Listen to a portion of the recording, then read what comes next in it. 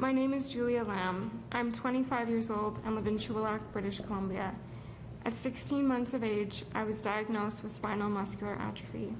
At the time, my parents did not know this disease existed, much less how it would affect my life. They learned very quickly that I would never be able to walk. At the age of 6, I got my first wheelchair. It apparently took me half an hour to master driving before I was asking everyone to a race. I was a happy child, my parents calling me a social butterfly. I feel grateful to have grown up with such love and support from my parents, brother, and friends. In spite of my disease, I had a full childhood. My family went on many adventures, including river rafting, camping, and trips around the country. I was always told growing up to never let any obstacles deter me or hold me back from what I wanted in life. I took that message to heart and lived by it. These days, I continue to let nothing hold me back. I work part-time as a marketing assistant for a local clothing company. Expressing my creativity, whether through work, writing, or other ways, has always meant a great deal to me. I grew up learning to write poetry, stories, and embroidery from my grandma, and in high school spending many days working away on numerous sewing projects. To create is my passion in life, whether it is a piece of writing, a piece of art, or creating change. My family instilled in me a sense of compassion and action to make things better. I have been a member of many organizations that support spinal muscular atrophy, progressive neuromuscular diseases as a whole, as well as those that support women. This is where I currently find myself, volunteering at a local women's society once a week. As I look back at all I was and am able to accomplish, I feel a strong sense to continue to forge ahead. In doing so, I can't ignore the reality of the progression of my disease. Day to day, my most basic tasks are a challenge. I need help with everything from bathing to rolling over in bed when I feel uncomfortable. I depend on the assistance of carriage to support me in getting through my day.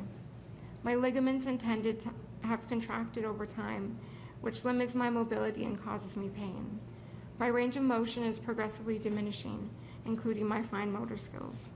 As a millennial, you can imagine how vital being able to use technology to communicate via social media and technology is. My breathing will worsen, the respiratory muscles being affected by my disease.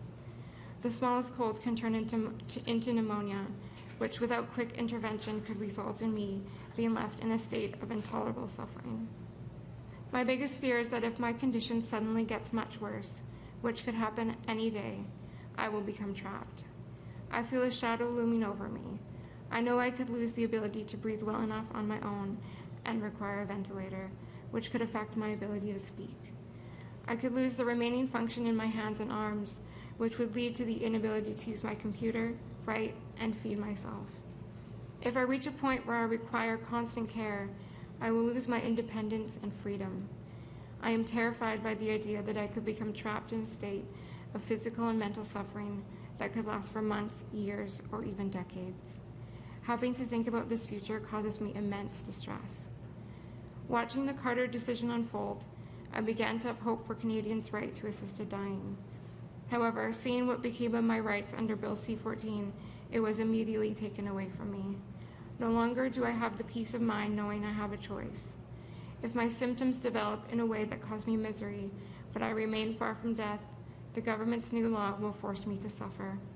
I, along with many other Canadians, am completely left out. I don't think it's out of reach for the government to craft a bill that respects the rights of both terminal and non-terminal patients. This is about agency, choice, and compassion. This is about the most fundamental values that define being Canadian. Respecting each other's choices, even when those choices are different from one another. What I am asking for is essential to my well-being and autonomy. I am forced to suffer with this disease without a choice, a disease that inherently limits my opportunities for choice. If my suffering becomes intolerable, I would like to be able to make a final choice about how much suffering to endure.